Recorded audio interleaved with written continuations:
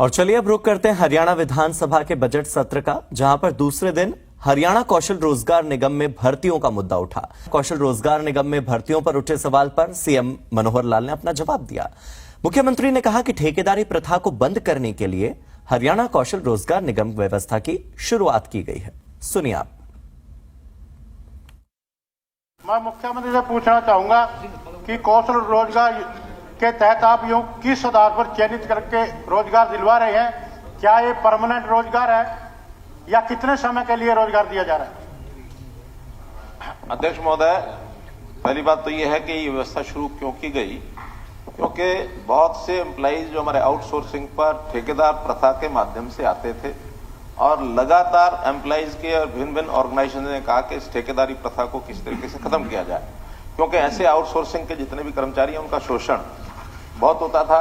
न उनको ईपीएफ का लाभ मिलता था, न उनको ईएसआई का लाभ मिलता था।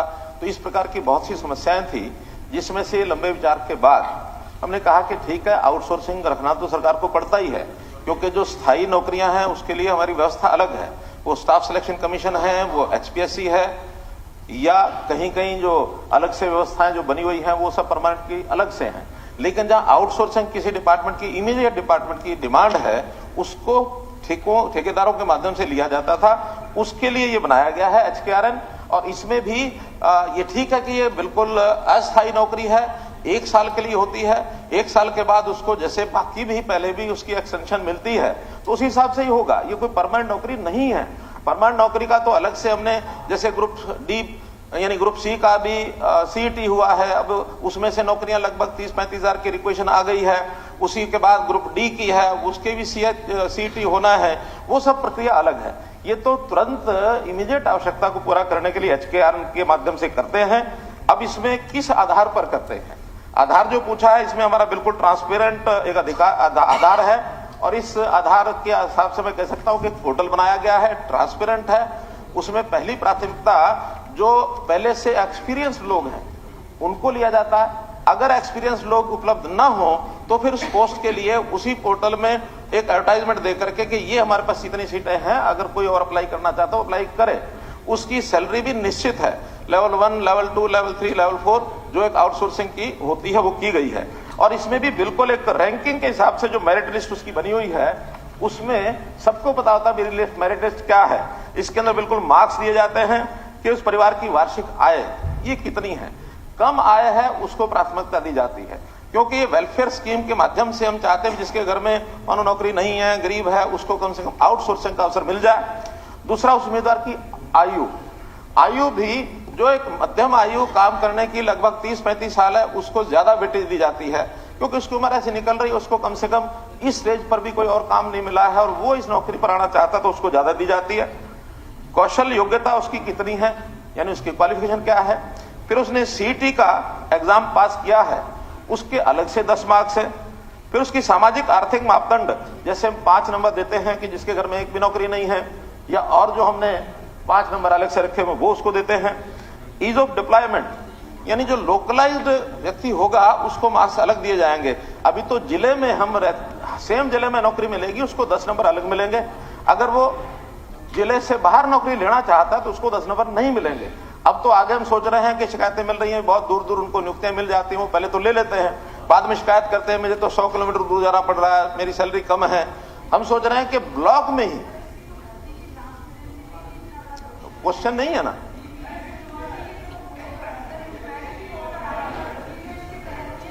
मैं बता रहा हूं आपको, कोई शिकायत अगर ऐसी है तो हमारे ध्यान में कराइए, हम उसको ध्यान। तो मेरे पास नहीं आई अभी, हमारे पास आएगी।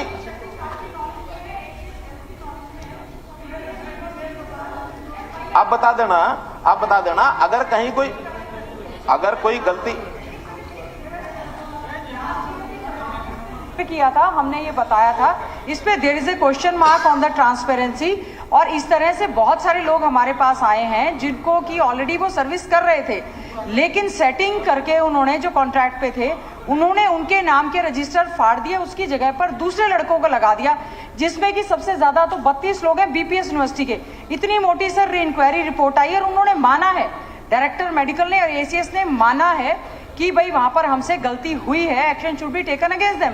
तो सर आपसे हमारा अनुरोध है, इस तरह के मामले जो संज्ञान में आए हैं उनके खिलाफ कार्रवाई जरूर की जाए। ठीक है मलिक जी, ध्यान में आ गया, मुझे ध्यान में है ये केस, ध्यान में है। देखिए अध्यक्ष महोदय, पहले जितने भी कंट्रेक्चुअल एम्प्लॉय रखे जाते थे उसकी सूची प्रदेश में नहीं होती थी, केवल एक संख्या होती थी, और जिसने कंट्रैक्टर पर लगाया, और ध्यान में केस, अरे ध्यान में है केस, वो ध्यान में है, मैं बता रहा हूं ना भाई कि ये सारी चीजें नीचे नीचे होती थी, और जब भी मानो उसमें से 4 लोग छोड़ के चले गए तो अपनी मर्जी से ही 4 लोग और रख लेते थे, क्योंकि सैलरी 4 लोगों की मिल रही है, उसका उपयोग वो करते रहते थे।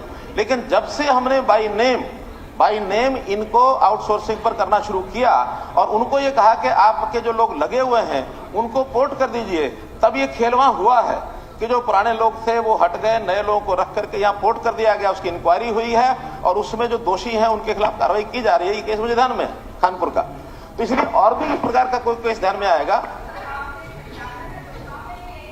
जहां जहां हुआ है।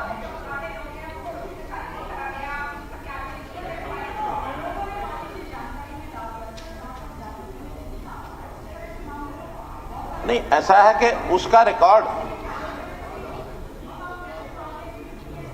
मैंने बताया कि जो पहले वाले लगे हुए हैं उसकी जानकारी नीचे से लेके ही हमको पोर्ट करना पड़ेगा इस पोर्टल में। अब जो जानकारी नीचे से आएगी उसमें कोई शिकायत मिलेगी तो उसकी इंक्वायरी होगी, वरना तो वो सारा रिकॉर्ड हमारे पास नहीं है कि कौन व्यक्ति आउटसोर्सिंग पर कितने साल से कहां लगा हुआ है।